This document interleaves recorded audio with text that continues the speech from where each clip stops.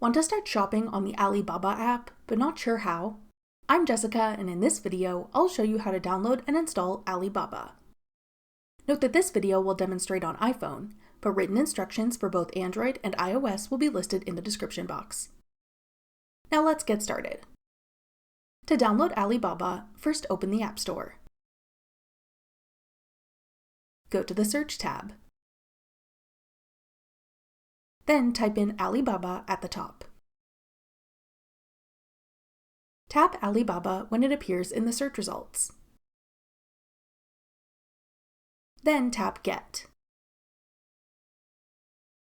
If prompted, use Face ID or enter your password to confirm that you want to download the app.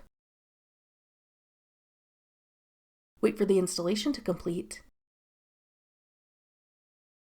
Then tap Open to start using Alibaba. That's all it takes to download Alibaba. Want to try out other online shopping apps? Check out this tutorial next. Click the video on your screen now to watch. Thanks for watching. If you found this video helpful, we'd love it if you'd hit the like button below and subscribe to our channel. We put out great new tech tutorials like this one every day.